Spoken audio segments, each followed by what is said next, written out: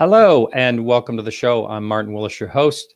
We have Chris Cogswell on the show tonight. He was on a couple of years ago. He's really a very nice guy, real fun to be on the show. I'm glad he chose to come back when I asked him. And he is the chair of the Science Advisory Board of SkyHub. This is something fairly new, which he has gotten into. And SkyHub is basically a worldwide search for UFOs using a global network of machine learning, smart cameras, and sensor arrays built by you, yes, you, with their open source software. And this is actually the largest, they're trying to create the largest observational science project in history.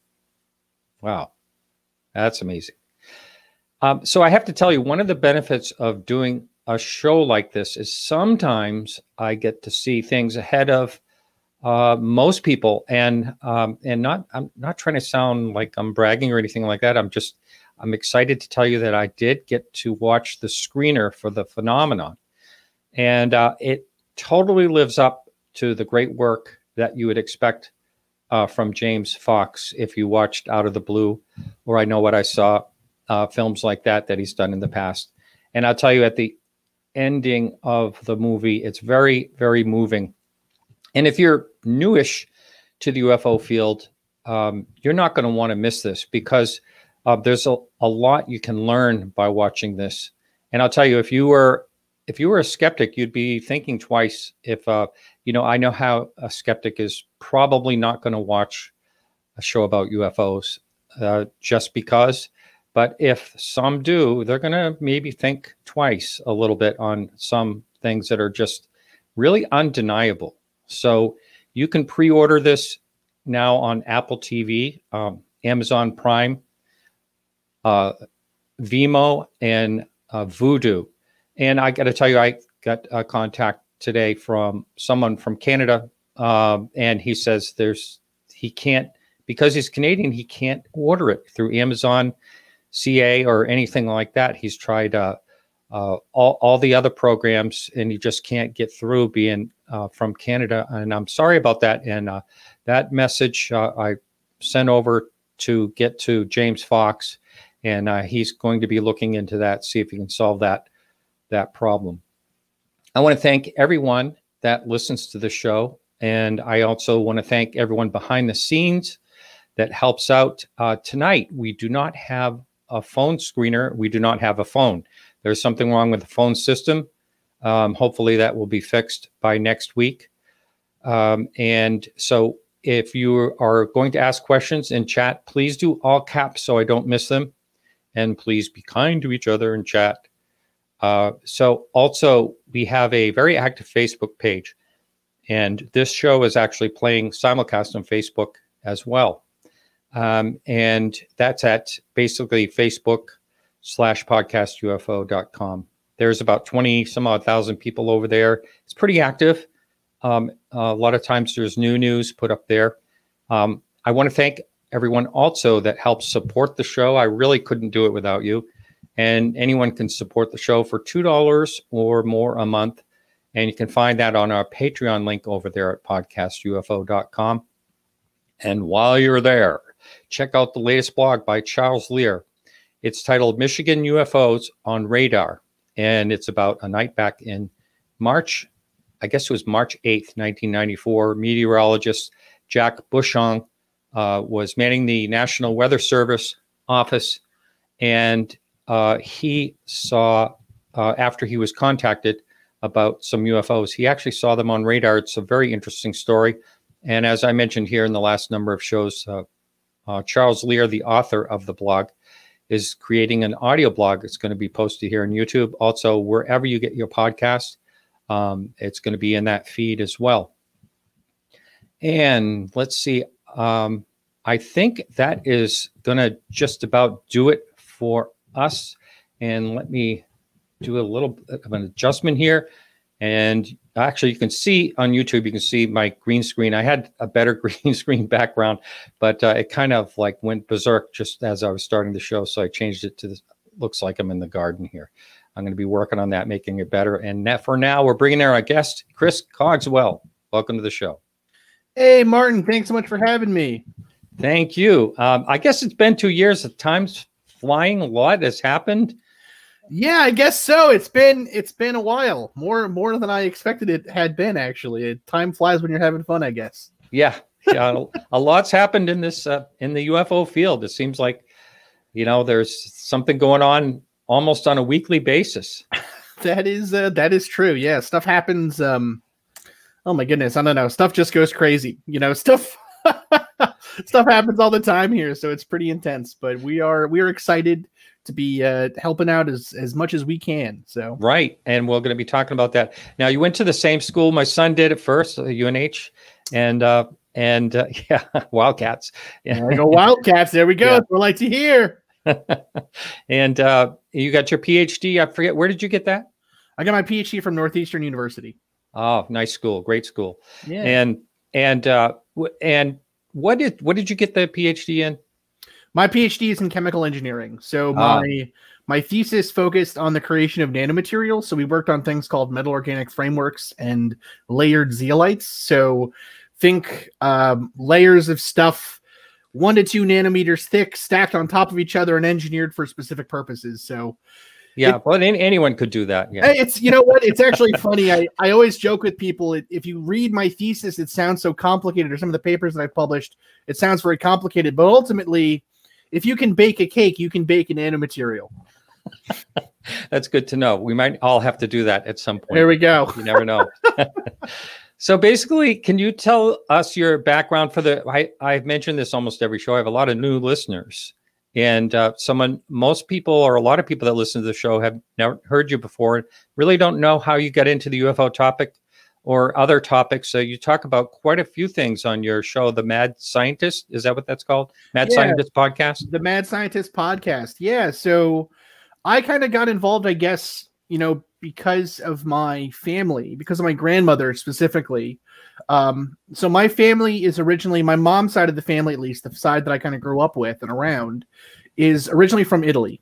And so my mom has, and her family, they have a lot of, like anyone whose family is from, they're immigrants from other countries. I think there's a lot of kind of different cultures and things than kind of is standard to say the normal, middle America view of things. And part of that is a very heavy emphasis on spirituality and on not even just spirituality, but I would almost say superstition. That there is, my grandma had a lot of ideas about stuff that worked, that probably didn't work, but she swore they did. So, things like she would make every day for herself kind of a concoction of like lemons and yogurt and onion and like, herbs and stuff and whatever. And she would eat that every morning despite it tasting terrible, because she was like, this is what's keeping me alive. Is she still alive, like at 100 something? My grandma passed away actually a couple of years ago now, but she was like 95. All right. See, everyone, it works. So maybe it works. I don't know. You know what I mean? I should get out of the podcast game and get into the curdled yogurt game. Clearly, Dr. Cogswell's magic lemon formula. Yeah. But so through her, and then through my mom has always kind of been open to, spirituality and new age ideas and things like that, and also was always really into sci-fi and horror movies and all of that.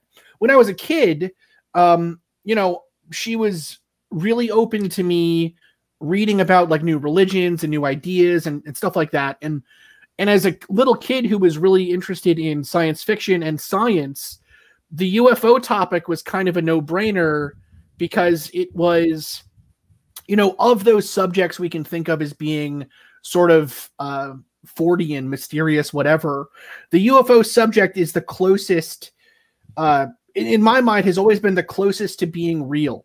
Do you know what I mean? There's the best evidence for it in my mind. And so I always loved the topic and just sort of got, once I had that first book and heard the first story, there was no going back. Yeah. Yeah. There's so many compelling stories. This real, it can't be denied. I was just kind of reminded of that after I watched James Fox's, latest movie. that there's just so many in that movie. There's just and it's quite a compilation of you know, sightings and witnesses, and there wasn't one witness in that entire movie that I thought, well, you know, maybe I don't believe him. I mean, they're all so believable. There's really something happening, and undeniable. Sure. Yeah, it's hard. You know, that's the one thing to me that has always been so interesting is, and it's part of why I got involved in, you know, so your listeners may not know this. So I originally got involved in this subject actually at UNH doing philosophy research on science and technology and why certain scientific ideas are accepted and others aren't. And then I went to grad school, obviously. And in grad school, I missed talking about this sort of subject. So I decided to start my podcast, which is the Mad Scientist Podcast. And on that show, we talk about kind of the scientific, you know, ideas and philosophy and everything else behind these subjects. And one thing we always talk about on the show is the fact that, you know, if you have a single weird event case or even like just a cluster of cases, that is interesting, but still explainable. But when you have something like the UFO subject, which appears to span decades upon decades of information, thousands of people every year report something, you know, families have consistent experiences over time. It is very interesting and I think very compelling. And part of the reason why I became involved in groups like, say, SkyHub or even the SCU before it, or even the little bit that I was at MUFON, the goal has always been to try and use big data methodologies and data analytics to cut through the noise. You know, you can ignore or even disbelieve a single case, even if the witness is stellar, even if there's evidence for the case, right? But what you can't ignore is a continued pattern of cases. That, to me, is really the goal with these subjects like this. Yeah, I mean, you're right. I mean, it just for 70 years, you know, and long before that, but I mean, like a steady 70 years, more or less. Exactly. Now, with your background, and you just talked about your thesis, let's just say like nanomaterials. I don't even know if that's quite the right term, but would you think that if we had crash material like that, it's been talked about, you know, quite a bit lately in the news and, you know, the New York Times and all that, if we actually had a crashed vehicle, is that what we'd look for? Something very strange that would have to be manufactured, and or could it, you know, I mean, they could be using the same material we would use also. Yeah, so it's a really good question, and it's a very complicated. It has a lot of parts. It has a lot of moving parts. I think that there are, you know, the example I give is just imagine, you know, if we think that a civilization or a species that is able to travel here from far away, they would have to be thousands of years advanced from us. Even given the curve of the way the technology progresses here, we would think that it would have to be at least a couple thousand years, potentially. If we just think about, let's do something relatively simple, a CD-ROM, right? If we were to give a CD-ROM to someone 100 years ago, right? So just a Laserdisc CD-ROM, they would have no idea what it was for.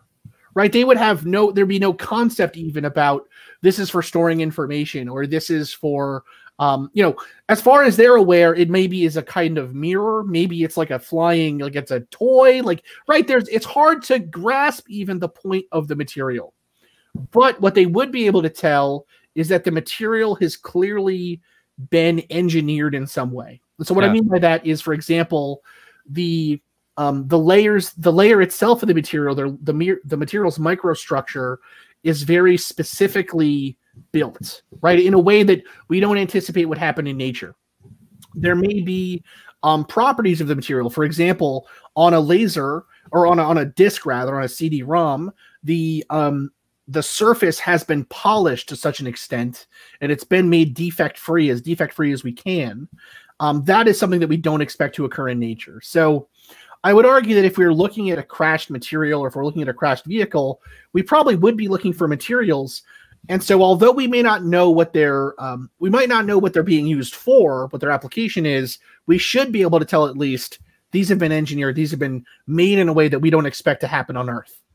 Yeah, but and I hear a lot of times when people are speculating that, there's almost like we know about all the elements. So these elements could be used anywhere, from anywhere in the universe, or they could be from right here. So there's no way of knowing. But, I would imagine that it's possible that there are some elements that we haven't discovered yet. I mean, or elements in parts of the universe that may not be here. So besides the elements, we anticipate that there would be elements above, say, I think it's like 118, which are stable. It's called the island of stability, which is this idea in atomic chemistry and kind of nuclear physics, nuclear chemistry, that these elements would be more stable than, say, the radioactive elements we know today, right? There is a limit, though, on how stable something could be, but there are some theories out there that maybe there is chemistry of these super heavy elements, right? For example, that's one potential thing, but we don't even have to get that complicated. We don't, when a meteorite crashes on Earth today, or when a piece of space debris crashes on the Earth today, researchers on Earth actually get that material and then they'll study it for crystal structures, alloys, material phases, things like that, which don't normally occur on the surface of the Earth. Right? So that's actually how a lot of research into things like, say, metal or rather magnets today occur, or other kind of high performance materials or alloys, or not really alloys, they're crystal structures or semi-crystalline structures. We look to see, are there combinations that occur someplace else that don't normally occur on Earth, right? And what I mean by say a combination is something like, actually, this might be a good chance to show my screen. Yeah, sure. So just remember, you can choose the window or tab. Perfect. Yeah, actually, so let me share my screen here. And I'm going to do the whole screen. And nothing but share the whole screen and nothing but the screen, right? Okay, you ready? Okay. Yep, I'm ready. All right. Okay, let me just switch these two. Hang on. Sure. It's not letting me do it. Wonder why. So miniaturize yourself if you can. You'll see a place where you can pop yourself out down at the bottom.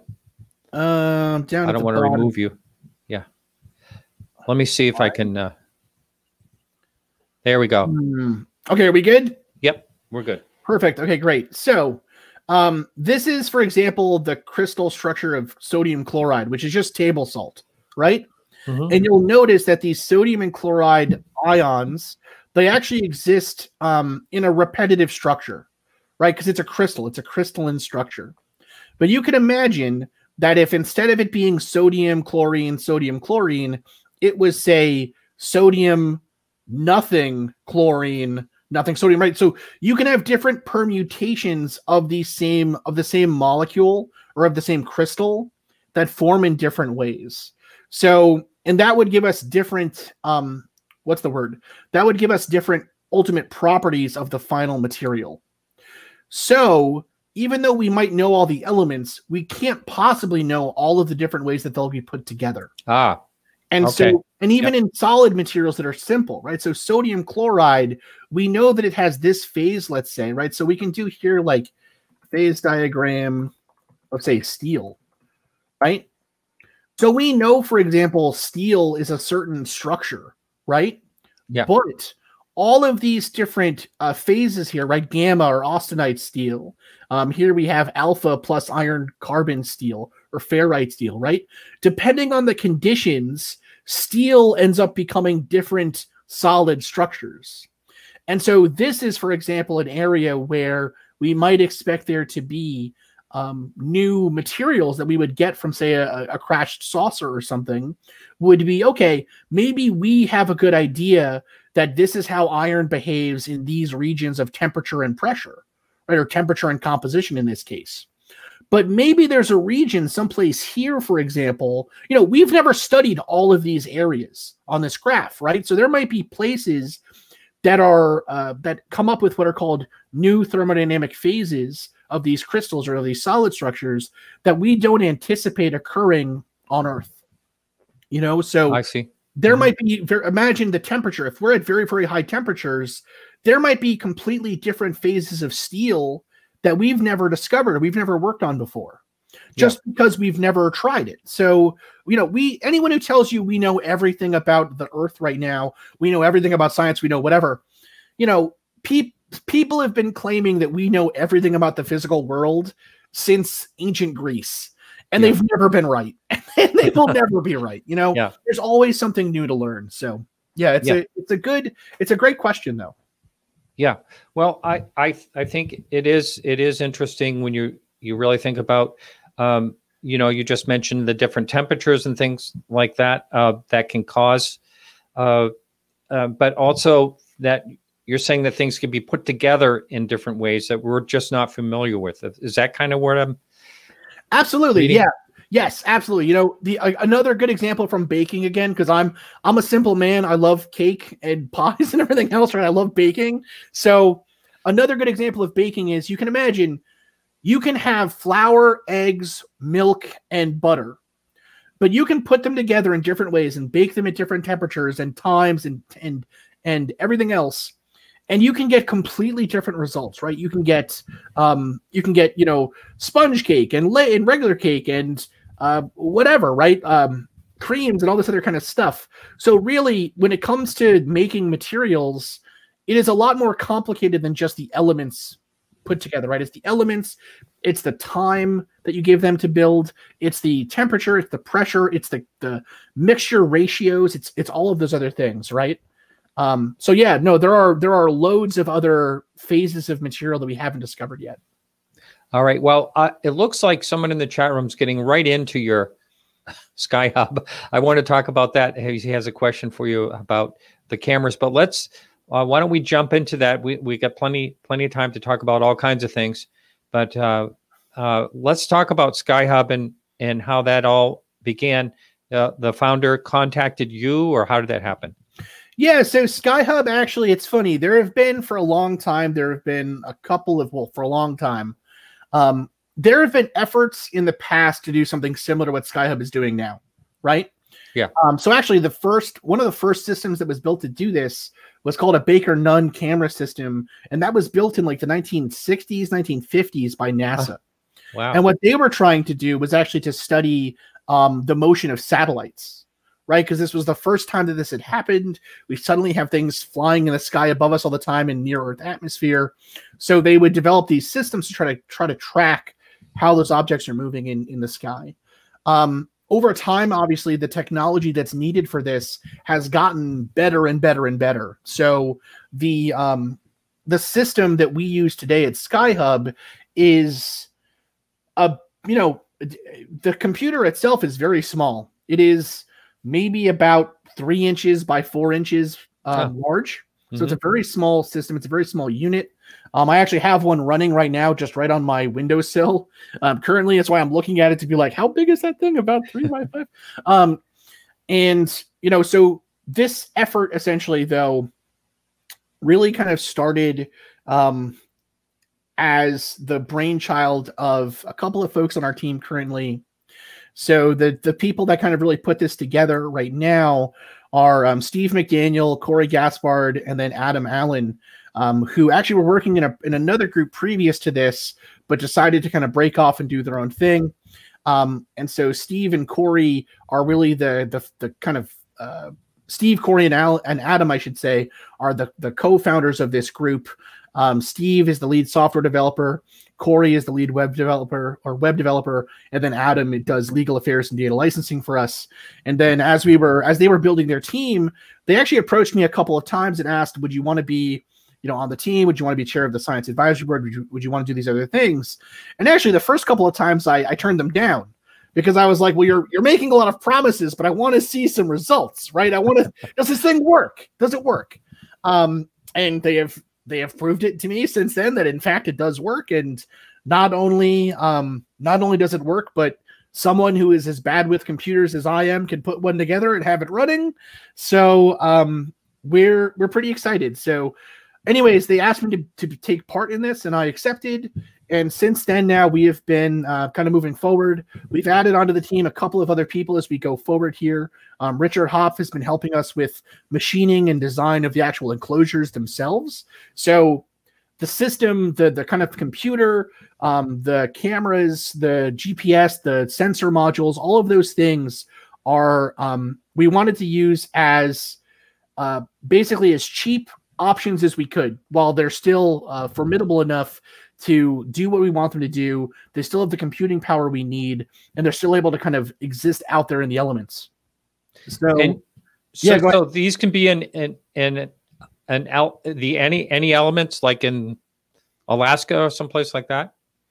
So we haven't tested them in Alaska yet, but the goal would be here that they would be able to withstand kind of average ranges of temperature and pressure and humidity and rain and weather and vents and things like that. So currently we have them running so we have a couple in Texas. We have one here in Massachusetts where I am. We have one in Delaware. And then we have one in Austria, and I want to say we have one in France as well so far. Wow. The team we haven't officially launched yet. These are all test devices right now. I see. To do this. However, as someone in the chat actually smartly has pointed out already, we're essentially utilizing the goal. So let me start from the beginning here a little bit more successfully, I'll say. One of the main problems with the UFO subject for a long time has been when there have been serious efforts to collect data, the data ends up going into a black box. So, for example, if we think about, large organizations that actually study, UFO cases, that data never makes its way out there to the public. And it's really hard to get access to. On the other hand, when there have been scientific efforts to do this work, say through the government or through organizations or universities or whatever, again, that data has never really been made available to the average person. So the goal here is to create a open source data science platform where people can build these themselves. They can then capture the video themselves if they want. They can upload them onto our system so that we can analyze them and have them kind of come together into one larger system. And then that data, as we go through it, will be made available to the public. Right. So the goal here eventually is so that if we have one of these things running and it's out there in the field, you'll be able to get that data. Right, you watching right now on this video, you in the chat will be able to log onto that system and see the data that's coming in. That's really the ultimate goal here, is to make an open source, relatively inexpensive, freely available database of software that people can install onto their Linux machines. So we use a Jetson Nano currently, but they can follow along on the wiki. They can get the information on how to build these things, and then it'll run based on the software that we've built and are going to deploy to the public. Now, I'm on checking out your site now. Are you going to have like a system where someone can log in eventually? Or is just going to be plain open to, I'm just thinking about how people can submit, like if they become part of the program or whatever, someone wants to have a camera. I mean, I live in this great area up in Maine on the coast where I can see the Milky Way. It's so clear, clear skies. Not saying that just because I can see the Milky Way, I'm going to see UFOs, but so the goal would be basically, okay. The way that it works is, let me show my screen again, actually. Sure, you bet. So people can kind of see what I'm going to be showing. So, you ready? Yep, I am ready. Okay. Okay. So if people go to skyhub.org, which is our website, they can see here, join the chat, and then they can also download the source code. So if they want to be part of the chat, they just click on join the chat here, and it'll bring them to what is called Rocket Chat, which is up here. And this is the tool that we currently are using, right, to do our chat stuff and all the work that we've actually been doing as we move forward. If you want to learn how to build one of these things, you would go here to resources and go here to the wiki page. So on the SkyHub wiki here, we have a thing that says, okay, how you can get involved, of course, but we also have here guides. So if you go to guides, we have how to set up your tracker, how to download and use the main interface for SkyHub, how to build your enclosure, and then how to do final checks and tests before the tracker becomes deployed, so to speak, right? So tracker setup here, you can see here what we need. So you need these internet cables, you need the barrel jacks, these screws, et cetera, et cetera. But we talk about how to build this, right? So here we have the Jetson Nano platform.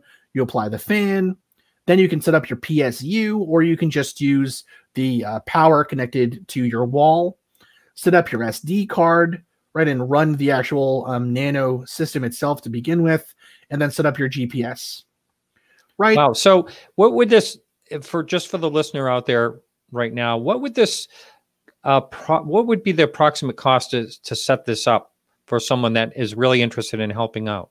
Yeah, great question. So the goal is to make the system cost about $300. Now, what we are, that $300 though doesn't go to us, right? That $300 goes to getting the fan, getting the getting the actual system itself, getting all the cords you need, getting the camera, right? All those other things. The goal really, or really the challenge, I guess, is building a system like this that is accessible enough to average people. You know, none of us on the team are millionaires, right? We don't have unlimited funds to build these things and everything else. You know, the SkyHub system right now that I have, you know, that money came out of my beer fund. You know what I mean? That's you know, it's for the love of science though, so it's fine. But you know, we want it to be accessible to people, so you can build it, you can run it, we'll help you troubleshoot, we'll help you set it up, all those other things. But the bare minimum system that we suggest would be about $300. Now, like I said, though, if you have extra money lying around, if you're, you know, a wealthy retiree or a young startup millionaire or whatever, you can buy better system equipment, right? Like you can buy a better camera. You can buy a better GPS. You can buy a better computer to run this thing on. All of that is also possible. But we want to have a minimum standard whereby the vast majority of people can buy the stuff, they can put it together themselves, and they can run this, right? At the end of the day, all of this stuff is kind of out of the box, right? It's supposed to be plug and play. What we are actually giving, though, is the software itself. Right, so if you go to our GitLab repository, you can see all of the software, all of the code that our team has built, essentially.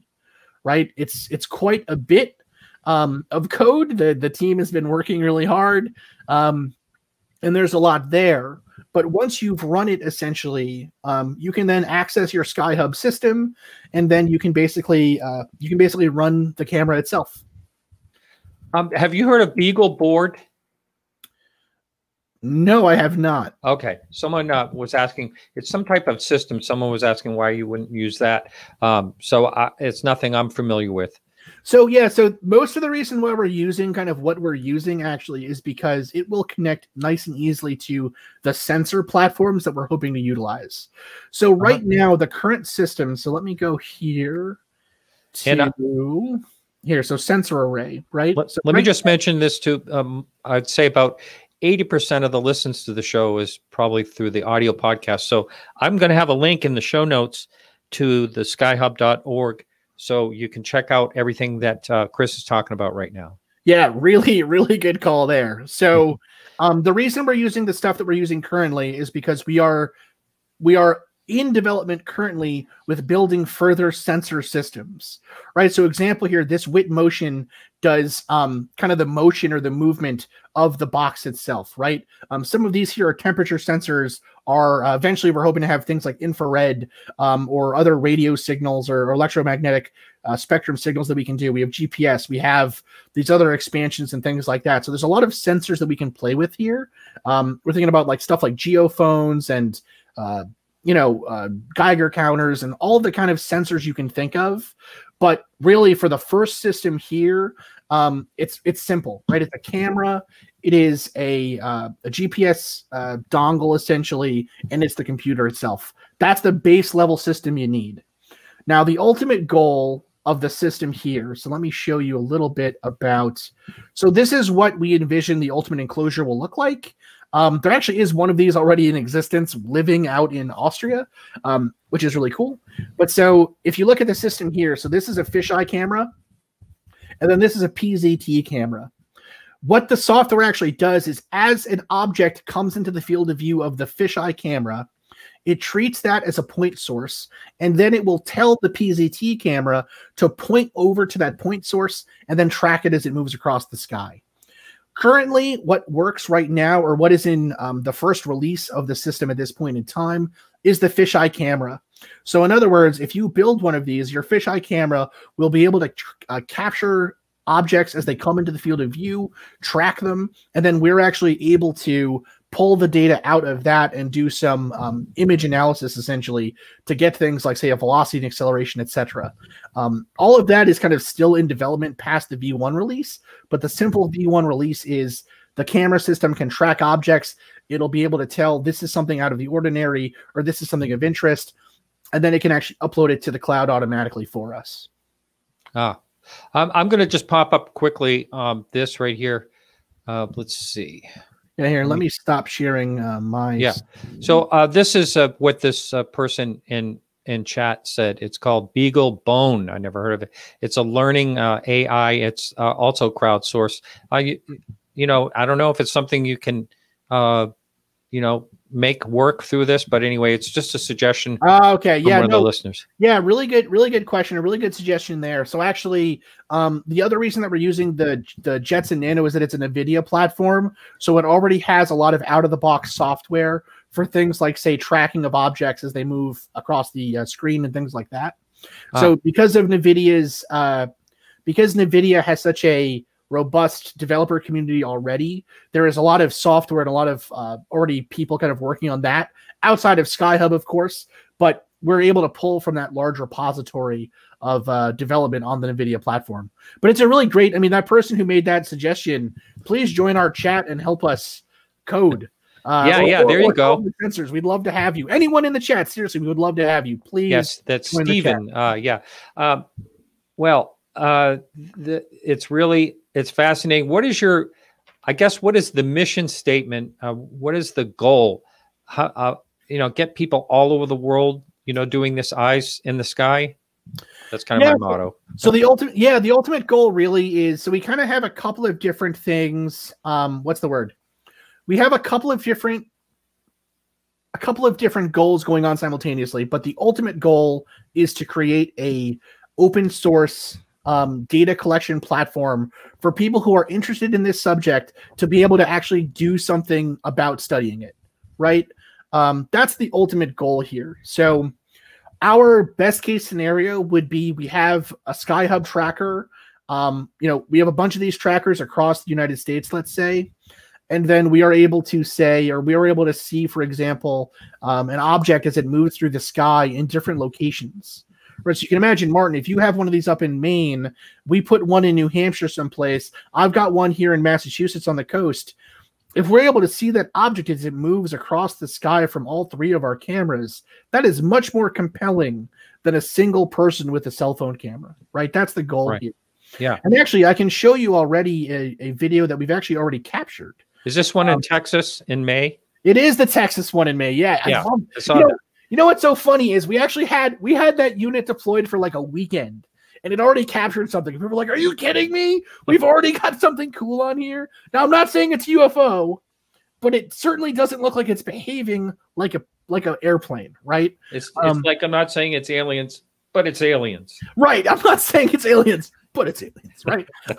It's very exciting stuff. I mean, you know, we're able to do all of this in different ways and kind of, you know, ultimately, again, the goal is to have this community kind of come together and do something here, which is very interesting. A question is, what language are they coding this in? And I don't know, is there such a thing as, Okay. Yeah, no, that's a really good question. So we're currently, I want to say that we are, that is a question for someone who is better at computers than I am. Let me say that. So my role on the science board really is essentially to come up with, so that's definitely a question for Steve or Corey, right? The actual developers, the people that are writing the code itself, right? It's a really good question, though. I don't want to give you an answer and then it'd be wrong, right? That's kind of the baseline here. That's why I'm kind of not really giving an answer right now. But yeah, I will absolutely, if after the show, DM me or even go into the Rocket chat itself and ask that question. It's a very, very good question. And yeah, they'd love to be able to help you there. More on that stuff. So my role as part of the science team is to actually do the data analysis or figure out how to do the data analytics. So what we're actually doing with this stuff is there's a couple of different things going on simultaneously. So there are sensors, right, that are collecting data. There are the video streams that are collecting the videos. And then there is the analytics on top of those videos, for example, right? You can't just tell a computer that, oh, there's this video and figure out where the object is and whatever. You actually have to code all of that. And that's partly why we're using the NVIDIA platform. Part of the goal here, for example, would be, imagine you have an object on these videos and it's a point source, right? So actually this will probably be better to show here. Just let me share my screen quickly. Are you showing the video now or something? Yeah, I'm going to share the video. So let me do that quickly and show you this. So 1 second here. Let me just. And again, well, for people listening to this, there's also SkyHub actually has a YouTube channel you can check out. They have, I don't know, maybe only about 4 videos up there so far, but this video is on that. So yeah. So are you ready to share that? I'm ready to share it. Okay. Okay. And hang on just a second. We'll pop it here. Okay. Here we go. All right. So here I'm going to play this. Now, why is it circular? Is that the camera? It's a fisheye camera. Yep. So it's a circular screen essentially, right? Almost looks like a globe when you look at it, like the Earth. Yeah. So as you can imagine, right? So this object is coming into frame. It's kind of slowly coming in, then it stops. And then as we allow it to kind of move forward in time, and so you can see the time here ticking across. So then it stops, and then it starts to shoot off. Okay, right? We'll talk about that small right in the center. Right here. Yep. Yeah. With the tail behind it. Yep. Yeah. So then it kind of trails off there. So now what you can imagine is, for example, if we do, say, a simple image analysis. So, for example, we say that, okay, everything back here is just dark. It's black, or it's background noise, right? So as this object comes into view, we track its motion over time by tracking the pixels as they change, right?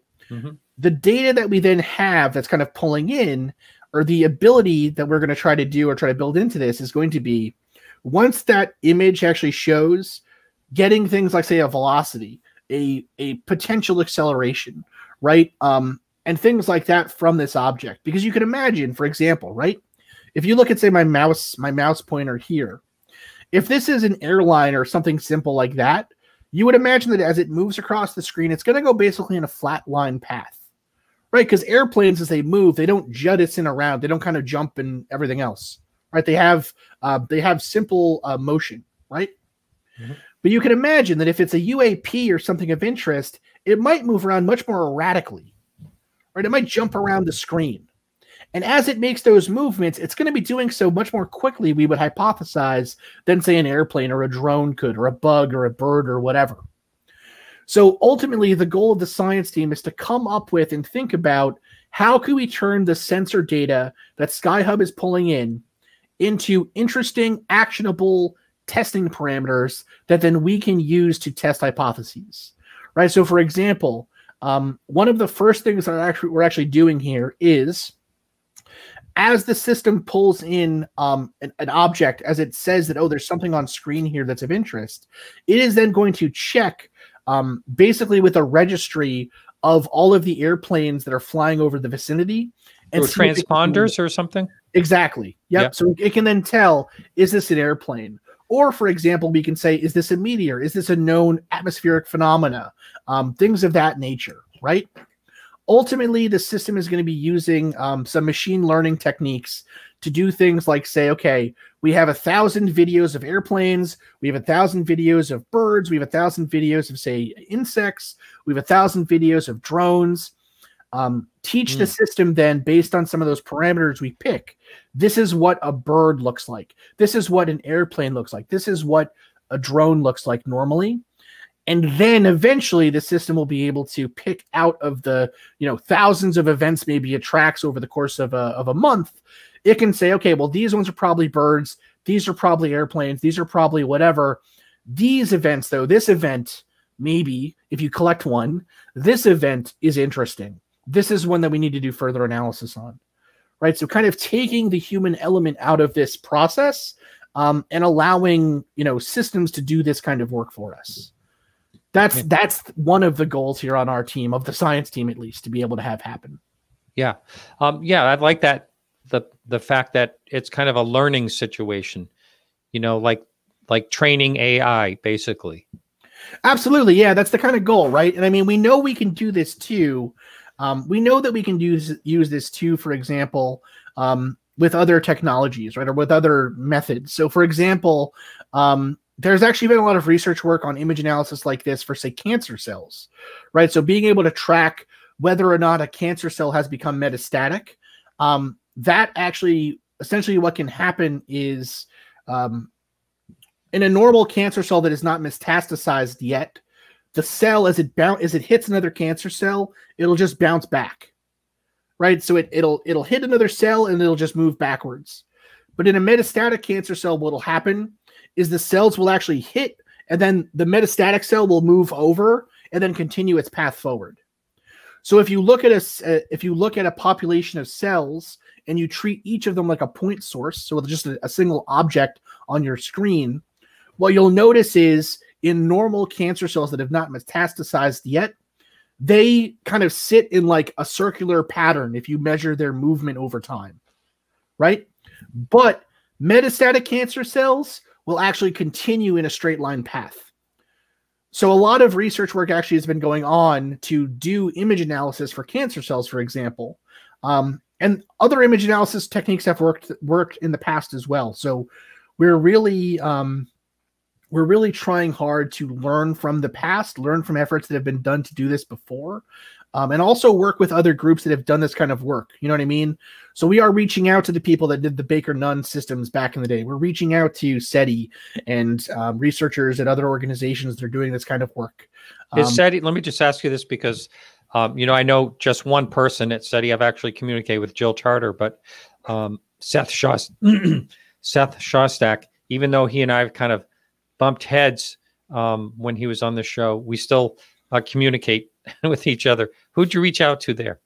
So we reached out to Seth, who is also a friend of the Mad Scientist podcast, and was interested in what we were doing. SETI actually has had if back in the late 2000s or early 2000s, I guess, had a project called SETI at Home, which wasn't officially through SETI. It was through like the University of Ohio, I want to say. But efforts, that's what I'm saying. There is a lot of research work that has happened over time to build these kinds of systems before, right? And we are just trying to learn as much as we can from those other efforts that have happened before. So we're reaching out to, and we've talked to folks at SETI, Seth, and a couple of other researchers there already. We've talked to people at, say, we've talked to some physicists who do things like, say, radio astronomy and things like that of that nature to do these kinds of works. We're really trying hard to learn as much as we possibly can. And yes, TL, you are completely right. The heart of it is the crowdsourcing component, right? Because that's the other part of this too. And I have a huge question to pop up here that kind of involves that. It's going to block you right out. This is from over on Facebook from Abigail. And basically, have you thought of involving or recruiting groups through social media that do regularly Skywatch, et cetera, and working directly with them, but for an example, the UK. I know there's a lot, there's not taken seriously, and the group would be able to fund the equipment there, et cetera, et cetera, et cetera. Have you thought about using social media, or do you already do that? So we use social media. We have a Twitter account. We have a Facebook page. We do have the Rocket Chat. Right now, a lot of our efforts have been focused on getting the first version of the software out, right? Once that first software once the first system So once this system officially launches, then it's kind of gangbusters, right? Then we're happy to talk to anybody about any collaborative effort that can happen. If there are groups that would be interested in purchasing, or rather getting the components and building them themselves and having us help, please do reach out to us. We would love to work with you, for sure. I mean, again, anyone who wants to build one of these with our help, we are more than happy to have work alongside us. Awesome. Well, speaking of that, someone has a good question up here. Chris has been on the show, Christopher O'Brien, that is, a number of times over the years, even visited me here up in Maine. How similar is this setup to the project? Are you familiar with what Christopher O'Brien is doing? And also there's others. There's the UFOTOG. I don't think it's called something else now. But I think I can actually tell, Leslie, the difference myself, I believe, is this is more of like a crowdsourced thing. Mm-hmm. And Christopher's O'Brien is these little, camera setups in different places, but it's not about people getting involved. As far as I know, maybe I'm wrong about that. I actually owe him a call, so I'll find out more about that. But as far as I know, he's just having these things set up in certain places, and I don't think it's open source like this. I'm not positive though. The major difference between our effort and efforts that have been done in the past, although we respect them and would love to work with them, of course, the main difference is that our effort is completely crowdsourced, right? It's completely open. So no one on the SkyHub team is getting paid to do this work. We don't make any money if you buy a unit, right? Because the units aren't ours. You're buying the software, or you're buying the information, or rather, let me restate that. You're buying the hardware from hardware manufacturers, not from us, and the software is being given away for free.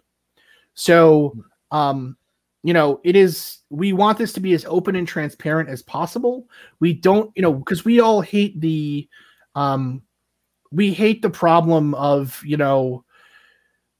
I always joke that, for a subject that says it hates secrets and hates the government hiding information about this subject from us, the UFO subject loves secret keepers, right? They love people who are like, I can't tell you, that's an inside source of mine. They love that stuff, right?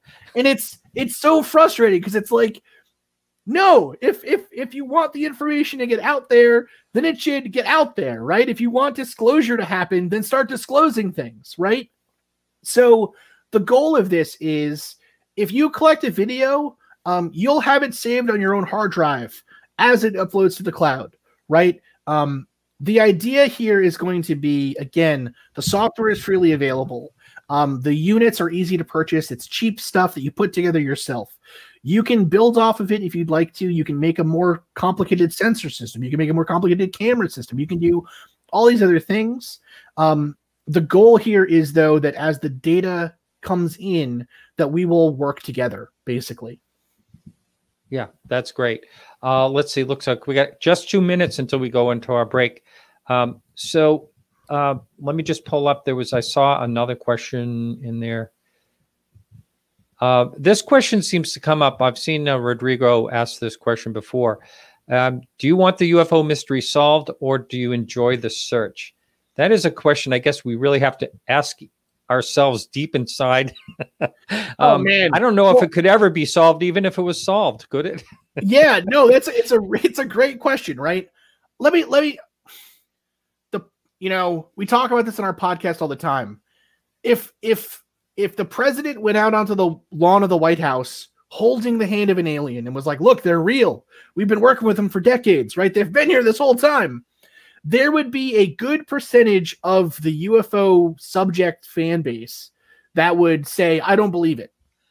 Yeah. Right? Because it doesn't fit with their own kind of preconceived notion about what disclosure or what the UFO presence has to conform to. Right? So I would say I would like to know if people are having legitimate experiences. And I would like to be able to verify that using data from our systems, right? And I don't mean to say, like, I want to know if people are having legitimate experiences. I don't mean that to sound like I don't believe people who are having experiences. But what I mean by that is it's not enough to believe that a person had an experience for science, for the scientific community, right? What's important is getting enough data, getting enough information that you can actually prove it to the skeptics, to the scientific community, whatever. I agree. Yeah. Yep. So that's the important part. So I do want an answer. I don't know if we can ever have an answer, though.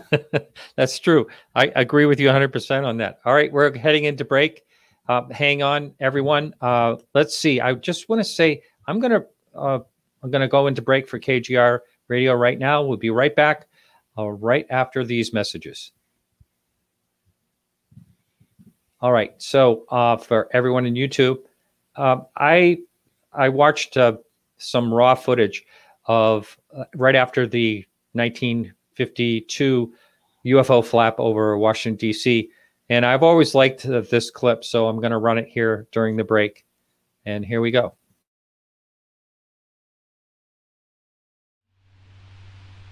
I am here to discuss the so-called flying saucers.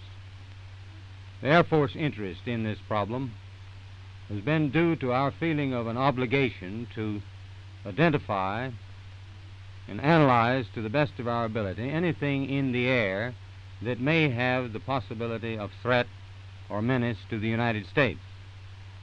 In pursuit of this obligation, since 1947, we have received and analyzed between 1,000 and 2,000 reports that have come to us from all kinds of sources. Of this great mass of reports, we have been able adequately to explain the great bulk of them, explain them to our own satisfaction. We've been able to explain them as hoaxes, as erroneously identified friendly aircraft, as meteorological or electronic phenomena, or as light aberrations. However, there have been a certain percentage of this volume of reports that have been made by credible observers of relatively incredible things. It is this group of observations that we now are attempting to resolve.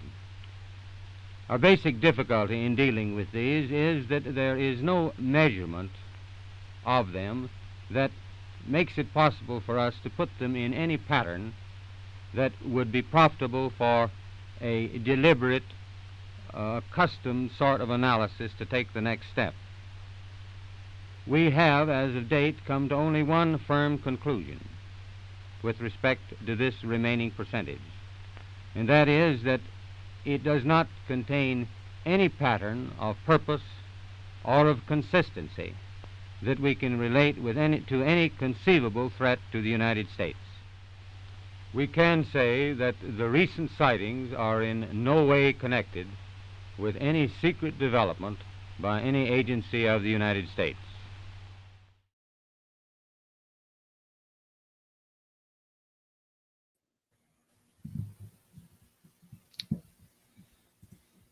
Well, I'm going to bring us back in. So I always thought that I'd like to kind of get your opinion of what, he just said. I don't know if you were actually paying attention. You went off to break or what. But he's saying, basically, these sightings happen, and he's not like discounting them. He's saying a lot of them can be explained, but it's a pretty interesting take. That they were, they had to kind of explain what was going on. So many reports coming in, and it was all over the papers and worldwide press, and actually a misleading picture of light reflections in the sky over the Capitol, which kind of makes everyone think that's the UFOs, but that was light reflection. So what was your question now? Your question was, Yeah. So how do you think the Air Force is handling that situation? How do I think that they have? No, well, in that particular, right there in that clip. Well, gentlemen, you may want to answer that. Ask him that one because we're coming back. So stand by. That was planned well. Okay. All right, stand by. Sure. In 3, 2, 1, go. All right, welcome back. My guest again is Chris Cogswell, and we were just having a laugh because during the break we watched Major General Sanford, 1952, talking about the UFO flap, trying to calm everyone down. Isn't that kind of what you can take out of it? It's not a threat. It's not us. And most of these things can be explained, but some of them can't. Some are incredible and some cannot be explained. It's very memorable, and that's why I wanted to play it. It's such a great clip. Mm-hmm. It's funny how when watching those old videos, or even reading some of the old analysis that happened, it's funny how little has changed, right? In the 70 years that this subject has really been kind of at the top of mind for the American public, I guess. And top of mind maybe is the wrong word, or the wrong saying, because it's not always been top of mind. But it's interesting that even given the big increases in the percentage of people who believe in this or who think that something is really happening, that ultimately the government's response has kind of continued to be the same, right? Well, we don't know, we can't tell everything, but some of these might be unexplained still, but it doesn't mean that it's something interesting or whatever. I mean, it feels like there's only so much time that you can keep saying we don't know before you say, well, why aren't you looking? Right? Like, you don't know. Okay, shouldn't you be trying to find out then? Like, people keep asking you. It's you're the government, right? You're the military, you're the Air Force, you're whoever. At some point you will need to know what's up there. And when that day comes, I think that's ultimately been one of the big conundrums, I guess, with like the modern day, say, disclosure movement, or even disclosure movements in the past, has been there's this break between, there's a break between the public who want to think that the government has the answers, and so this must be some big conspiracy to keep it secret. But then there's also a portion of the public who kind of think, the military or the government might be just as, flabbergasted by all this as we are. I think so. I say that on the show all the time. Yeah, and that's I think the kind of camp that I fall into as well is, it seems, I don't know. It seems to be the most. It seems to be the most likely scenario, or the most sensible scenario, I guess I would say. Right? Is that the government doesn't know, they want to find out. I mean, why else would they have programs like ATIP, right? Unless they wanted to find out. So, and also, it comes up a number of times. That there's really good film out there. That there's been some, really incredible things kind of swept away somewhere. Who knows where? Maybe in a private program where it can't get congressional oversight or something like that. But speaking of that, we have there's going to be a bit of oversight. Coming in. There's going to be Marco Rubio is heading this. I think it's him heading it.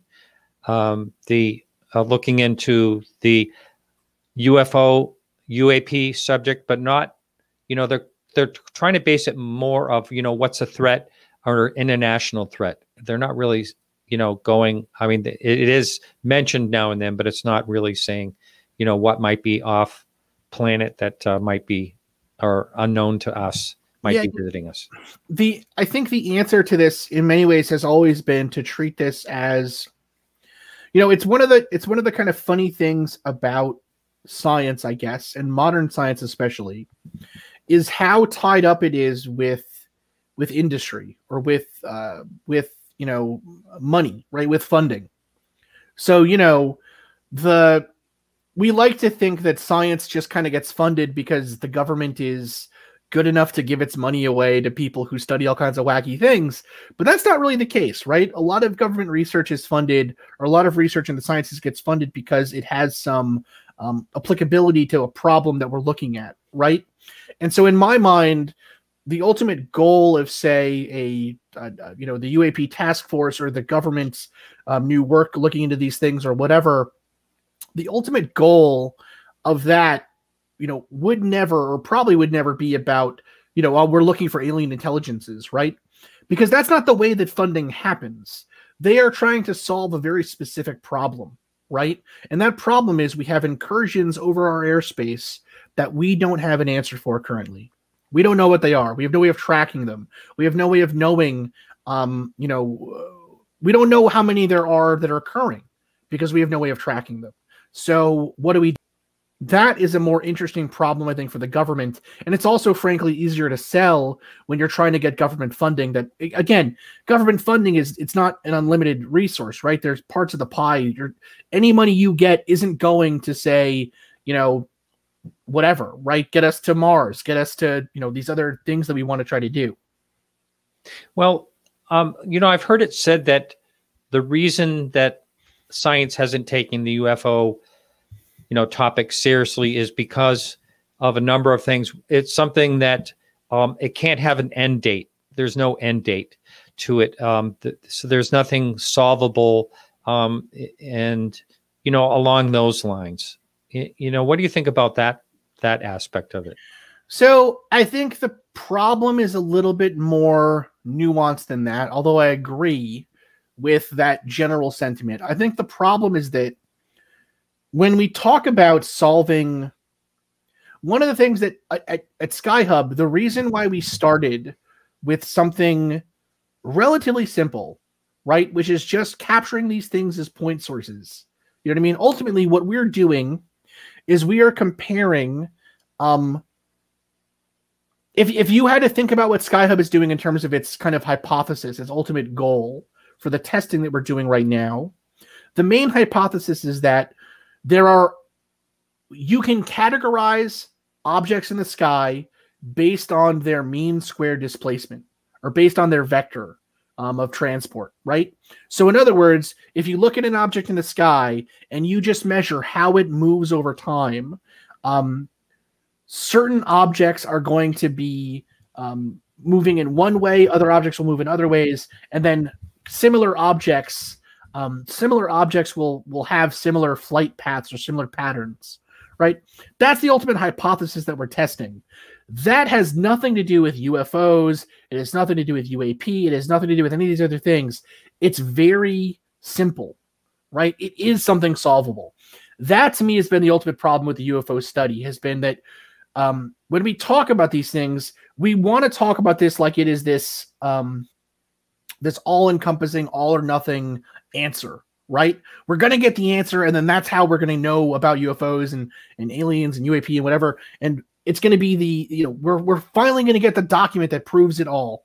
But that's not the way science, that's not the way information gathering happens, right? We gather small bits of information over time slowly so that finally we can say, aha, we've discovered something.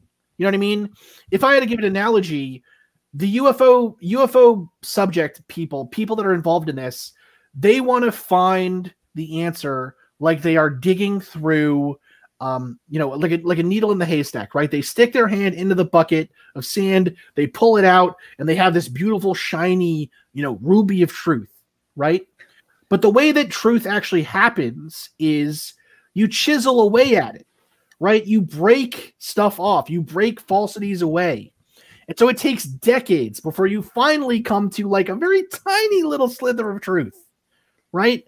And that isn't compelling television. That isn't compelling storytelling. It's boring, right? A lot of that work is boring. And that's, I think, the problem, is that no one wants to do the boring work. And I am here to say that SkyHub is willing to do the boring work. So let me just ask you this. So let's just say that you have one of these SkyHub cameras, in the network, catches something going, say, 25,000 miles an hour, and then it makes a right angle turn, which UFOs have. I mean, that's not an uncommon thing when it comes to what people have described, and not necessarily 25,000 miles an hour, but very fast. Sure. Let's say that happened, and you have it right there in front of you. Where do you go from there? Is it you just make it available? Like, we have this, and are you hoping to like catch the eye and ear of someone that will take this more seriously in the science world? Yeah, so the ultimate goal, so that's the thing, right? In the science world, a single video is never going to be the thing, right? Yeah. What we need to do is gather data that is statistically relevant, right? So for example, if we capture, let's say out of 100,000 videos that this thing captures, right? That 1,000 of them show behavior like you're describing. That they come to sudden stops and then they make quick right turns and they appear to be accelerating and stopping in ways that we don't expect, and that they don't have, if we're able to show something like that based on the vector analysis, this is really happening in these cases. It seems to be maybe 1% of cases or 0.1% of cases. And here's the data to prove it. Here are the video feeds. Here's the vector analysis we did. Here's the sensor data that we collected. Here are the GPS coordinates of the trackers to show that these haven't been messed with or anything else. That is compelling. That's the goal here, right? So if we capture a single video that's interesting, we'll make it available on YouTube. You know what I mean? People will be able to see it. It'll get out there, I'm sure. Yeah. But at the end of the day, what our results will be, or what our kind of product that SkyHub hopes to do, will be data that can convince the scientific world. And so we have data scientists on the team who are helping us develop, like, this is the way that we would have to do this. This is how we would have to, this is the way that we would have to kind of move this forward. Actually, there's a really good question in the chat that isn't in uppercase. I will, let me, just tell me where, who's saying it now. CL at 712 has got a really good question there. Is it this one right here? Just below that one. Oh, sorry. Oh, no, CL. Yes. I see it. Yeah. Although AJ, I agree. That is how scientists collect data. So let's read it. Yeah. So Chris so CL is saying, Chris, how does that example change if you capture the same event from 5 trackers at all different angles, distances? So that is a wonderful question. So if we have more than one tracker that captures it, if we have three trackers, let's say at a minimum, that capture the same event, then we can do triangulation. Then we can start looking at more specific things, right? So right now we've kind of like brushed it aside, or we've kind of walked over this point.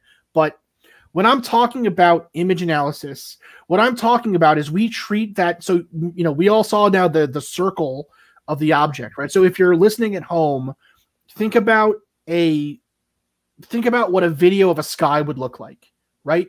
We have no way of telling how close or far away the object is, right? We will not be able to tell based on the fisheye camera. Just because that's the way that fisheye cameras are designed. Sure. Now, we might eventually, through testing, be able to get a calibration curve that would tell us something that's this bright is this far away, whatever. But all of that is based on assumptions, right? And we're trying to do this in a way that is has the least amount of assumptions implicit in it. So you have this kind of 2D image of a 3D object moving through the sky. We treat it as a 2D object. So it's just a point of light on a black 2D space. And then we measure how that pixel of light, or that object, moves from point to point over time in the video. That is a very simple analysis that is done on a single camera. If we had multiple angles, though, of the same object, then suddenly we can do things like 3D mapping, right? So we can tell, for example, oh, the object not only was moving left and right, but it also dipped down, right? Or we can get an approximate idea of, say, the size of the object, the diameter of the point source, or whatever, right? So as we get more trackers out there, and as the data gets better and better, we can start doing much more complicated analysis, right? That's the kind of goal there would be. If we have, you know, right now, again, we're trying to do this lean. We're trying to do this as agile as we possibly can. So it's single cameras, kind of out there in these, you know, interesting places, whatever, right? But the ultimate goal will be to, if we can have, say, an array of sensors on a single location, that's going to give us much better data. It's going to give us a much more compelling story. So let me just ask you, So let me just ask you this. So for approximately, say, $900, if someone wanted to really help, they could set up a triangulation on their property, basically at different, say, 100 yards this way, 100 yards that way, 100 yards that way, type of thing. They could. So the problem, or I guess one of the challenges is, and we haven't. This is like an idea that we have kicking around in our heads that we're like, this would be amazing, right? We haven't thought it all the way through yet, though, because so far what we're trying to do, let's get 100 trackers out there. You know what I mean? Like, let's get 100 of these things deployed before we start thinking about triangulation. But we would have to think about things like, let's say, how far away does each tracker have to be from each other to give useful data? It might be that they have to be miles apart. Do you know what I mean? I see. Depending on how high the object is. Yeah. Because you can think, like, if the object is up in the if it's flying in, say, the same airspace as like an airplane, then having them 1,000 yards apart probably isn't going to tell us very much. But if we're able to have them then, say, miles apart, that might be more interesting, right? I see. And that's why actually in that scenario, what actually might be better is you build one, and you help someone else build one. You know what I mean? Let me ask you when it comes to the building. I mean, when I was a little kid, I had one of those kits and built a crystal radio. So I kind of like, that type of tinkering, things like that. Sure. But how difficult is this for, say, like the average person if he wants to put one of these units together?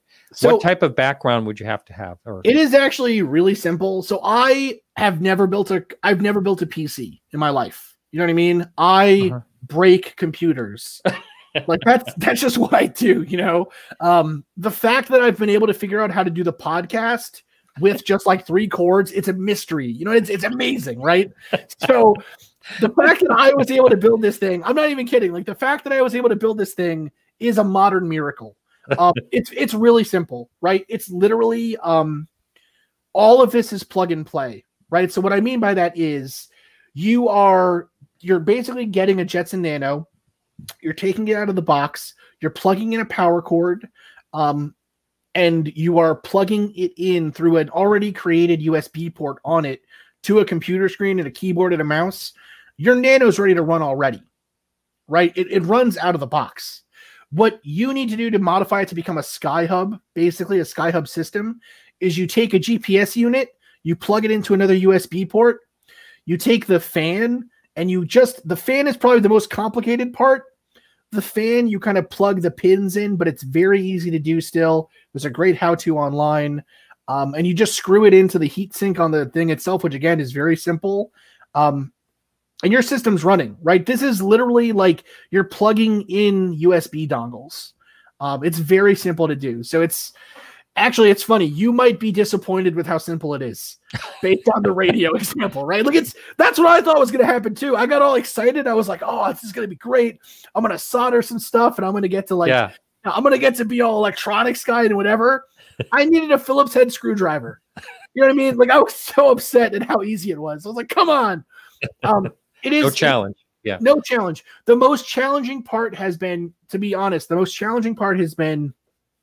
because right now, these are still in development, right? So right now, what we're doing to like run the system and everything else is we are using, we're basically using Linux to, control them, right? Because it is a Linux system there. So what we're actually like get it to download and everything else, it's not an installer right now. It's just through the kind of the terminal window essentially. That part is a little challenging, but we are actually currently developing an easier installer for folks. So, we have a question that just came up here. So pop that up from Hobbs. Other than watching the recordings 24/7, is there a mechanism in the system to alert you that an object has been captured? Absolutely. Yeah. So that's the goal, right? The goal here with this system is that you can just leave this thing running. And so basically what happens is once you've installed the software and everything else, you would go to the SkyHub. You basically would go to your system. So your Nano has an IP address, right? You would just go to that IP address in your search bar, just like you do for your router or anything else. Yeah. and it'll bring up the SkyHub camera UI, and it'll tell you, oh, these are captured events we have, right? So it'll store them automatically for you, so you don't have to do anything. If I had to make this kind of analogous to anything else, it's very similar to, say, a dash cam in a car, right? Where you can leave it running, and if it captures something, it'll tell you. Same thing with trail cam, right? It's designed so that you don't have to watch it 24 hours a day, because despite how much work we've put into SkyHub, we all have day jobs, right? We all have other things we have to do. So yeah, that's a great idea. Yeah, I mean, the motion sensor type of situation, I think that's kind of what's in those, you're talking about the trail cams or whatever they are for like wildlife. Yeah, similar. Looks like someone has a couple of questions here. Again, there's if you could put your questions in caps so I don't miss them. And no phones tonight, I'm sorry. So if you have a question for our guest, just put it here. Let's see, 2 questions. Wouldn't it be easier to create data if all cameras are the same size? And the second question is, and the photo unit in the desert has a tracker camera that isn't version 1. Do you understand that question? Yes, I do. So yeah, Okay. So the first question, wouldn't it be easier to create data if all the cameras are the same size? Yes, it would be easier, but we realize and recognize that is not going to be possible for everybody, right? Some people can buy better cameras, and so they'll get more high resolution photos, right? They'll get better tracking. Well, not better tracking, but they'll get better video of the tracked event, right? Yeah. So that's why we need to build this system in such a way that all that sensor data essentially can be kind of cohabitated together, right? It has to be made to play nice with each other, right? Yeah. So another analogous example to this would be things like, say, I don't know if anyone in the chat or anyone watching this right now is interested in, say, like at-home meteorology, but things like tracking the weather from your own home, those don't use the same devices either, right? Those are often different systems, different sensors, different whatever. Same thing with, say, astronomy hobbyists. Those are often completely different systems and everything else. The goal essentially is so that as that sensor data comes in, to habituate it to each other so that it all plays nice, right? So that's why our system has a minimum spec and not a maximum spec, if that makes sense to you. So it's a great question. And in a perfect world, all of the units would have, in a perfect world, we would be making these systems ourselves, right? But we don't live in a perfect world. There's not a lot of money in searching for UFOs on the weekends. And so we can't ensure that all of the cameras are the same size. But it's why we suggest cameras. It's why we suggest systems. Yeah. The second question, the photo of the unit in the desert has a tracker or a camera that isn't in version 1. Yep, that's correct right now. So currently, the V1 version uses only the fisheye camera. Development work is underway for the PZT camera, which would be that second camera that's there. Ultimately, again, the goal here is if you buy or if you get the stuff to build a version 1 unit, as we develop and as we make version 2, as we build the software for the secondary sensor platforms and for the PZT camera and everything else, you'll be able to buy that stuff as it happens, right? So the goal here is we want to hit the ground running. But we also want to be sure, or we also want to be cognizant of the fact that most people, if they spend $300 on this thing, that's a big investment for most people. You know what I mean? I don't spend $300 on stuff for myself all that often. So, what do you think of this question? Yeah, that is funny. That's from CL. UFO seekers aren't rich. Let me say this: there isn't money to be made necessarily in UFO science. Let's say that. Right? There's plenty of money for like TV shows and stuff, but that's for investigating anything. That's really funny. My brother-in-law has a Ph.D. in chemistry, and he retired a few years ago from Los Alamos Labs. He's actually busier now as a consultant, goes all over the world. But anyway, I asked them the question, I don't know, it was a few years ago. I said, he said, you do a show on UFOs? I said, yeah, he's never watched it or anything. but I said, so funny. Let me ask you. I said, let me ask you as a scientist, what do you think? I'm not saying 100% sure because no one really knows, but it's possible that we're being visited. What do you think about that? And he kind of looked at because I think it's very possible. I was shocked because his usual science is like, I need to see data, and all this. But I was shocked that he actually said, I think it's possible, kind of like, yeah, I think it's possible.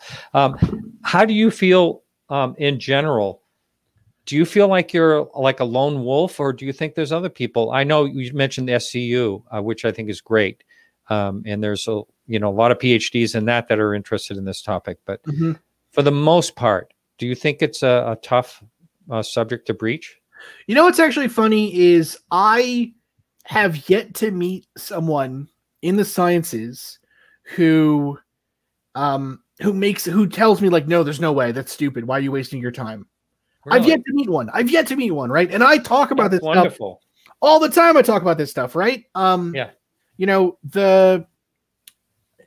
The most, I guess, pushback I've gotten actually has been from people in philosophy, in the humanities more so than science. And that's part of your education too, right? Yes. Yeah. So it's philosophy, chemical engineering, double major in undergrad. But so it's interesting in that way, I think. I think for a lot of people, I think the part where it gets to be,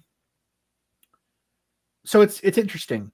A lot of the scientific community, I would say today, is willing to think that there is a very real likelihood that there are organisms out there someplace in space. Yeah. Some of them even, I think a good portion would even go as far to say that if there are organisms out there, there's no reason to think that there's not the possibility of intelligent life existing out there in space. I think the part or the issue for the scientific community comes in with when you start getting into very complicated, very mythological sounding arguments or stories about how this system of alien intelligence works, right? So for example, shows like say Ancient Aliens, right? Those shows do no service to the UFO community. They just hurt it, in my opinion, because what ends up happening is you have systems like, say, what we're doing, or what Christopher O'Brien is doing, or even the work that, say, Bigelow did back in the late 90s and 2000s, getting people to agree that, well, there's stuff in the sky, we don't know what it is, shouldn't we study it? That's not a hard ask for science, right? That's not a hard thing to ask them. What is hard, though, is when you then take the next step and say, there are intelligent beings piloting these craft, and they're from the Pleiades, and they can heal you, and you just gotta, that it gets, what I always say is, we have people arguing about, the politics and culture of alien civilizations, and we still don't have a good photo of one. You know what I mean? Like, it's putting the cart way before the horse. We got to start small. Yeah. That is really something when you think about, well, just now they're looking at, there's signs, I forget what the particle is, but it's in the upper atmosphere of Venus, which is 900. Yeah, but that's it. Phosphine is 900 degrees Fahrenheit on the surface of Venus. But you in the atmosphere, as you go up, of course, it cools down. It's very possible there's some type of life floating in the atmosphere. The Venusians, like the contact he's been talking about. Yeah, you never know, man. It's so funny. We're gonna find out that phosphine has beautiful long blonde hair, and the Nordics. Yeah, they got sweet bodysuits and everything else. And it's gonna be trippy, man. Chemistry is gonna get weird. That's right. And it's still, not talking about intelligent life, but it's still not out of the realm of possibility that there was life at one time on Mars. I think that's a very good possibility with the water that was on there at one time for many millions of years. It is so funny to me that we know,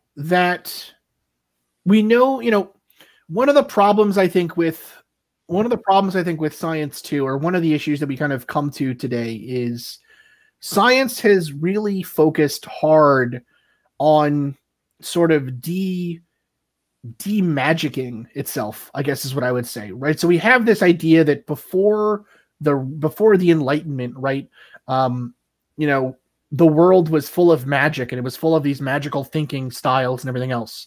But as we started to become more scientific and more materialist, the places for those kinds of ideas of, you know, non-local causality or other intelligences existing or ghosts or whatever, all of that kind of started to go away. And I think we're in an era now, and this happens a lot with these kinds of things as they pull and push, that we're in a time now where a lot of that metaphysical stuff is coming back. And so, and I don't really have, I guess the issue with that is that metaphysical stuff can't be proven. It can't be scientific, right? And so a lot of philosophers, very smart people throughout history, have kind of chosen pragmatically to say, well, that isn't scientific, so we don't do science with it. We can't use science to study that. And that's actually the argument that I would make too, right? With SkyHub, it's the argument we make as a group that, you know, with, what's the word? That with the metaphysical stuff, with consciousness or CE5 or any of that other stuff, that's not scientific. So I don't have an opinion. I can't have an opinion on that, right? Because, I mean, I guess I can have an opinion, but it's not going to be worth anything else any more than anyone else's, right? Whereas with what we're doing at SkyHub, it is designed so that it's scientific. It is designed to be based on material kind of conceptions of the universe. So it'll play with science today. It'll play with, you know, the way the world of science exists. So I guess that's kind of a long-winded philosophical explanation for why we're doing things the way we're doing them. Yeah. Yeah. I think it's really great that, you know, I mean, there has been, you know, a lot of different people trying to think up. I mean, even Peter Davenport of all people, you know, at the UFO reporting center has an idea of a radar, you know, type system. This has been in, you know, these type of ideas have been in the works for a long time, but rarely does it come to the point where someone's actually putting it in gear and really going with it. You know, for instance, I'm not even really sure if Chris O'Brien, I have to ask him if his units are going anywhere. We mentioned UFOTOG, which is UFOTOG 2, now started out in a Hummer, which is really awesome, with Doug Trumbull, with all talk about not having a unlimited expense account. He was making something really great, him and Mark D'Antonio, and I'm not sure where that's going. So yours is ready to launch at some point, right? Do you know exactly what is your goal as far as actually launching this thing and getting it operational? So right now, if you join the chat, you can build one and you can start loading in the code already, right? We haven't officially launched, which means we don't have a code that is not still being updated, right? But you can come in and play with the beta version all you want, right? Like you can come help us make it better by telling us the bugs you're seeing and everything else. Actually, recently, a big bug that we just overcame was the GPS units. There was something like going on with those or whatever. We figured out how to fix them. So right now, we're still kind of in beta, right? We're late beta, but we're still in beta. The goal for this to launch is within the next month or so is kind of the ideal situation. But again, this is really, at the end of the day, it's a team of people who are interested in this, building it together. You know what I mean? And I think that's the other thing too that kind of helps these projects. One of the other challenges that's always been with these projects is it's kind of a group. It's a very small group of people who are going to do this. And then if one of them have an issue that come up, or if it's a challenge or whatever, it can't go anywhere else. This is really a group of us building this. You know what I mean? And anyone in the chat, anyone watching this, if they want to get involved, they can join the chat. They can help us. And they can get started, you know. But so when we officially launch, when we have that bug-free code that goes out to the public, just with an easy installer and everything else, Martin, you will be one of the first people I tell. And you can forward it to the chat and everyone else. But please do join our chat and look on the wiki and see what we can do already. All right. Now, did you ever, I don't know if you followed this, but at one time there was and I actually had one of the people on my show here, the CubeSat thing that, are you familiar with that? There's a UFO detection through a CubeSat thing. I'm having a distortion on my background. I have to change that. Had you ever heard of that? So yeah, we've heard of that. So actually, it's funny. It was the Indiegogo project, right? Or Yes. they were doing it. They were trying to fund it through Indiegogo. Yeah, it's a really interesting idea. So that was a satellite, right? Unless I'm mistaken. Yeah. And it was up in orbit for a short time, not a very long time. So that's one of the goals, or that's one of the reasons why we're doing what we are doing, is that it is a lot easier for people to put one of these things out on their patio than it is to get something in orbit, right? Frankly, right? It's kind of the good thing about being on a team of engineers is, like the first couple of these units that have been deployed that are just testing units, they're in rain-proof plastic boxes. You know what I mean? It's because you got to work smart. You can't work hard, right? Work smarter, not harder. That's kind of what we're trying to do here. So it's a really great idea, but I think, it's going to be another one of those things that we kind of try to learn from, right? As we kind of look through this stuff, we are starting the literature search very early, right? We're starting, like I said, in the 50s and 60s. So there is a lot of paper. There's a lot of research work. There's a lot of just stuff to kind of slog through and learn from. And that's the process we're still doing. So we'll, if anyone from that team wants to reach out, please do. Now, you mentioned earlier that you were looking over at your windowsill. So is this something that's actually, or can you mount it inside of your house looking out a window, or does it have to be outside? So mine currently is sitting on my windowsill because we're still testing stuff. I see. Yeah. So the ultimate goal here is, okay, the unit. So that's actually one of the things that we're trying to play with internally, is this idea of maybe having it be wireless or something like that. Although that's going to be a big challenge, right? That's an engineering hurdle that we haven't even considered at this point yet. Like a Bluetooth type of thing? Something, yeah, right. Yeah. Something like that. But the way it currently works, basically, or the way that we designed it right now, is it is something where you can basically have it running to a power outlet in your home. So maybe it's on the roof, maybe it's out on the patio or on a porch, maybe it's in your backyard, right near your house or whatever. But if you put it inside, the challenge that we're going to probably face is the window itself will have glare. You're not going to be able to get a very good photo. Right. And windows normally are facing, vertically. Exactly. Yeah. Right. Yeah. If we're talking like a skylight, like maybe that'll be different, but yeah. In my house right now, I think my camera in its testing mode has probably captured more images of my cats right now than it has of anything in the sky. But the ones that are outside are working great. Yeah. Listener over Facebook, Hobbs has this question: could you envision schools setting up a unit? I'm thinking of a high school science clubs, etc. Absolutely. Yeah, we would love to see that happen. So what a nice science project. Exactly. It is absolutely something we would love to see people do if they would like to. It's a great idea. And it is something that we've started kind of playing around with again. And that's something that we're going to kind of think about more as we as we get that first, perfect version out there for people to download. If you are a science teacher at a school or a university or whatever, or you just have, I don't know, a Boy Scout troop, Girl Scout troop, whatever, that do this kind of stuff and might be interested in doing this, let us know. We would love to help. I think it's a great idea. Actually, we do have a science teacher in Canada that was just emailed me that listens to the show. Hopefully he's listening. Yeah, that'd be wonderful. We would really love it. Yeah, great.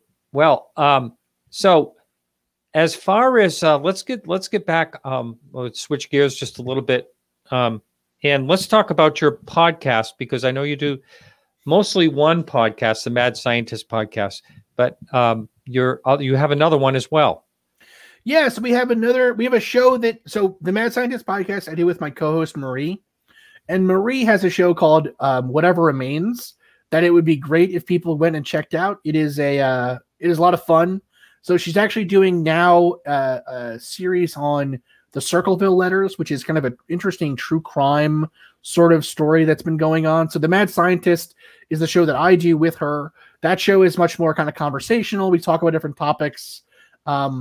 Recently we're doing an episode now on the discovery of King Tut's tomb, which is really interesting, and kind of some of the story there that's in the background of this figure who found it and everything else. I love that whole story. It's always fascinated me. And the things they found when they finally found that tomb were just sitting like they were sealed up yesterday. Yeah, amazing. It is, wood chairs. I mean, it's just 3,000-year-old wood just sitting there like it was brand new. Chariot or whatever it is. Yeah, that was one of the quotes that actually I really liked from the last episode we did on it. Was as soon as they opened up the chamber, air started flowing out. Hot air started coming out of the chamber, and then there's a quote in there from a chemist who actually helped. There's actually a chemist who is responsible for basically making sure all of the objects that came out of the tomb were able to be transported and safe from the atmosphere, because as soon as you opened it up, it started degrading. Yes, exactly. And so there's a quote from I want to say it's from the chemist, but it might have been from one of the archaeologists. But essentially, the quote is, as soon as they opened the door, they started hearing wood crack. They started hearing like papers degrade. They were like, you could hear the degradation happen. It's just it's amazing. It's crazy. Yeah. But you look at the pictures, the vintage pictures that they took, and it's just amazing. Amazing. It's a very, very interesting story, and it's one. Yeah, they never thought they were going to find it for a long time. No, it's so crazy. It's really cool. So if you like that kind of stuff, so we did that. We recently did a series. Well, recently we finished a series finally on kind of the history of Robert Bigelow's forays into the UFO world, which was so much research work. It took so long to do. I have like hundreds of documents and pages and everything else that are just like, we couldn't have done it without, frankly, the work of so many other great researchers before us. But that was a really great series we did. That was a lot of fun. Now you can find that easily on the Mad Scientist podcast. So I'm going to listen to that. Yeah, look for it on Spotify. They're on YouTube actually too, although our YouTube channel is just the podcast re-uploaded. Look for us on Spreaker, on every podcast platform you're on. You can find our episodes. So just search for the Mad Scientist podcast and we should be there. Yeah. I will definitely check that those two you just mentioned.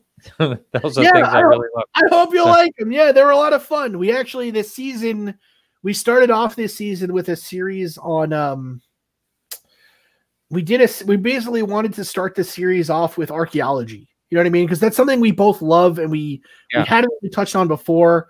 Last season we did last season we did a lot of stuff on like UFOs and a lot of alien stuff and whatever. This season we were like, let's do archaeology, let's do some cool stuff there. And so the first series we did was actually on Troy and the discovery of Troy. And then this one now is on King Tut, and we have some others coming up too that I hope will be interesting. It's going to be a lot of fun. So, I think a really interesting topic, and maybe you've already talked about it on your show, but is when they would have to change the history book when they find something that goes against. Sure. Like, for instance, when they settled North America, when humans supposedly first settled North America, that type of thing, and they find something that kind of goes against that, those type of finds, I think are very interesting. It's funny, actually. That's kind of right where our show sits. A lot of our episodes sit at those points where we look at stories where science and pseudoscience, where history and pseudo-history, or history and not yet discovered history, where those things merge and they kind of clash, right? That's the interesting part. That's the areas where cool stuff happens. And so, yeah, no,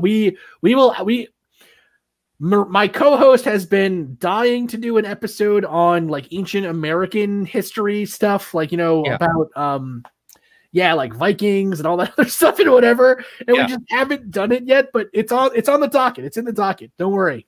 Yeah. It'll be good. Yeah. I know, Columbus gets all the glory, but there's,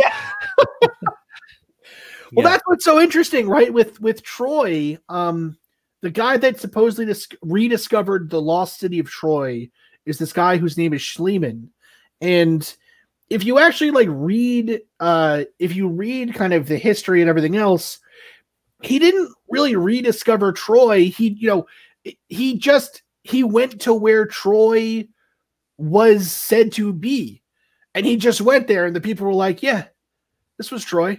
And he's like, I did it. It's like, you didn't do anything. You know what I mean? Like, slam dunk. Yeah, slam dunk. This is perfect, right? It's like me rediscovering Montana. You know what I mean? Like, no one here in Massachusetts talks about Montana. I'm gonna go find the lost city of Montana. It's crazy, And one day I will discover that lost city of Montana, or the lost city of Montana. Awesome. Well, all right. So we'll skate back to the UFO world, and what you're doing, I think, is wonderful, and I really hope, it's something that I actually would like to actually build myself and be a part of. I'd like to do that. Absolutely. But I got to tell you, when you talk about coding and stuff like that, you're talking to the wrong guy. I don't know any of that stuff. I mean, I do my own websites and things like that, but I mean, it sounds complicated. Oh, I am. Believe me, if I'm talking, you're talking to the wrong guy. I don't know any of that stuff either. We that's why we are. It is very simple. The methodology right now is relatively simple. So the goal ultimately is to build a system that anyone can do. Right? We want this to be something that, the joke I always, this is a joke. I was about to say the joke I always say. This is a joke actually that my advisor, when I was a PhD, told me, and I've taken it with me forever since then. He would always say, when I was about to do a presentation or teach a class or anything, he would say, if your mom can understand it, then you did a good job. Right? That's the SkyHub test too, right? If our moms can build one of these systems, then we've done it right. That's kind of the goal here, right? So it's got to be easy enough that anybody can build one of these things, but we want it to be robust enough that it can do what we need it to, right? That it can actually do the tracking we want to do. Yeah. The only thing I think about, and I've thought about this, not just what you're looking to build, but also I've asked this of, Chris O'Brien and Mark D'Antonio and what they've decided to do. The weather, you can get in some areas, you can get such harsh weather, high winds and ice and all that. How would you, I can't really foresee exactly the unit you're talking about, but how do you compensate to make sure, it doesn't get affected by the weather? I know you got the fan, and also, you could be out in the desert with really high heat that, Sure. A fan may not be enough. Yep. So it's a really great question. So the enclosure has been designed by our kind of, enclosure designer, our lead enclosure designer, Richard Hopf, to withstand those situations. But again, a lot of this is going to be about testing, right? As we do this, as we test these things more and more, we're going to learn more, right? So it could be that, it could be we put one of these things out there and it turns out, hey, it isn't built to withstand the cold of New England, right? Yeah. Something like that, say. That'll be something we'll learn and we'll find out, and then we will design to fix it, right? The beauty of this system is that we are working with the public to make this work, right? Yeah. And so there are a lot of smart people out there listening, and a lot of smart people on the team, and a lot of smart people who aren't on the team yet, but hopefully will be, who will be able to help us to solve those problems, right? And actually, that was a question that I actually saw. It's funny enough, too. Someone asked in the chat earlier, who decides where those first 100 units go? You do. The public does, right? Oh. Who builds those first 100 units? The units go up where people build them. You know, we have no control over that, right? If 100 people in Texas decide to build those units, we're going to have a hell of a SkyHub sensor array in Texas. Yeah. Right? But, you know, it depends on who builds them, right? So whoever puts them up there, that's how they're going to go up. You know, you mentioned crowdsourcing earlier for the CubeSat. You really, at $300, you're not really going to have to worry about that. You know, I mean, I realize, you know, with this COVID, there's actually economic issues with a lot of people that may not have the ability. They have all the time now. They wish they could, but they may not have the time to afford something like that. But someone could do their own little personal GoFundMe, or I don't know how those things work, but, you know, Absolutely. possibly, especially if they want a higher end. No, but what'll be cool too, honestly, is, you know, if a group, you know, if let's say like a local UFO research group wants to get together and build one of these things together, they can, right? It doesn't have to be, you know, I mean, it would have to be at someone's house to have it do stuff, right? But the goal here is that, you know, we want it to be cheap enough that people could do it. Even if they have to save a little bit, they could still do it.